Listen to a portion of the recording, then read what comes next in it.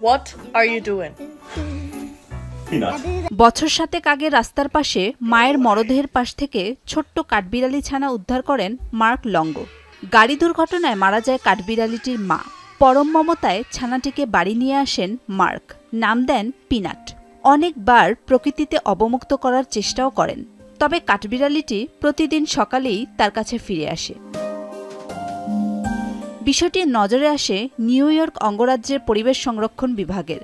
অভিযোগ পেয়ে পিনাটের মালিক মার্ক লঙ্গোর বাড়িতে অভিযান চালানো হয়। অভিযোগ ছিল কাঠবিড়ালিটির নিরাপদ আবাসনের ব্যবস্থা নেই। নিউ ইয়র্ক পরিবেশ সংরক্ষণ বিভাগ জানায় কাঠবিড়ালি পিনাটকে বেআইনিভাবে পোষা হচ্ছিল, সেই কারণেই তাকে উদ্ধার করা হয়েছিল। কিন্তু এরপর উদ্ধারের পর কাঠবিড়ালিটি এক সরকারি কর্মীকে কামড় দেয়। তার শরীর থেকে র্যাবিস ভাইরাস যাতে অন্যদের মধ্যে ছড়িয়ে না পড়ে সে কথা মাথায় রেখেই পিনাটকে যন্ত্রণা না দিয়ে মেরে ফেলার সিদ্ধান্ত নেয় কর্তৃপক্ষ।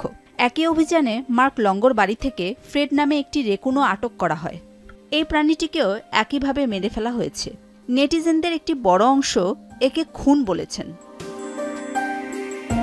এরপর নিউ ইয়র্ক প্রশাসনের বিরুদ্ধে $10 মিলিয়ন ক্ষতিপূরণের মামলা করেন মার্ক লঙ্গো এবং তার স্ত্রী ড্যানিয়েলা বিটনার।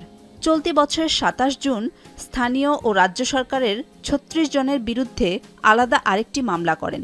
মার্ক ও বিটনার দম্পতি যুক্তি দেন যে তাদের পোষা প্রাণীর মৃত্যুর পর থেকে তারা মানসিক আঘাত এবং আর্থিক ক্ষতির সম্মুখীন হয়েছেন। বিশ্বের সর্বাধুনিক প্রযুক্তিতে প্রস্তুতকৃত Arik silver wash detergent powder 500 গ্রাম মাত্র 70 টাকা। রিমার্ক।